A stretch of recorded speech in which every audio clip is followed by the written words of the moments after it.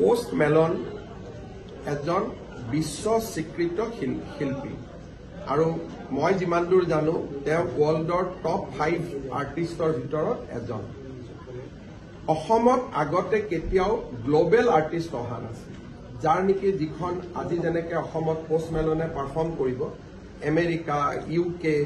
মানে পৃথিৱীৰ সকলো ৰাষ্ট্ৰতে আজি অহাকালি ইয়াৰ বিষয়ে সৰু নিউজ এটা হলে ওলাব সব জায়গাতে এটা হলেও যিমান মিউজিক চেনেল আছে মিউজিক পেজ আছে তাত অকণমান হলেও গুৱাহাটীৰ নামটো ওলাব যে পোষ্ট মেলনে আজি গুৱাহাটীত পাৰফৰ্ম কৰিছে আজি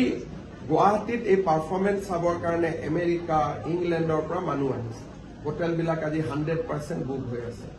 ই ইকনমিটো সহায় কৰে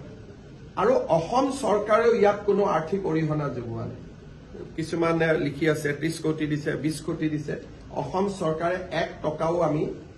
আগবঢ়াব নালাগে যদিও মই 1 কোটি টকা থৈছো কিবা কাৰণত দিব লাগে বুলি কিন্তু মই চেষ্টা কৰিম যাতে সেইটোও দিব নালাগে মানে আমাৰ যাতে কোনো এক্সপেন্ডিচাৰ নাথাকে তেখেতে আহি ইয়াত পাৰফৰ্ম কৰাৰ লগে লগে ইমান দিন যেটো শিলঙৰ এডভান্টেজ আছে আমাৰ ইয়াৰ লৰা ছোৱালী শিলঙত গৈছিল শিলঙৰ লগতে এতিয়া গুৱাহাটীও ডেভেলপ হ'ব as a platform for global artist আজিৰ দিনটো সেই ফালৰ পৰা অসমৰ বাবে এটা গুৰুত্বপূৰ্ণ দিন কিন্তু মোৰ এজ 56 মই পোষ্ট মেলন মানে কি মই ভালকৈ বুজিও নাপাওঁ ডিউ ৰেছপেক্ট টু হিম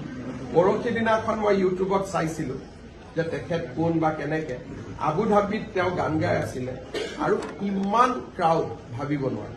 গতিকে ডেফিনেটলি গুৱাহাটীত কিবা এটা ভাল পাৰফৰ্মেন্স আজি হ'ব আমি শুভেচ্ছা দিছো কিন্তু আমাৰ আৰুতো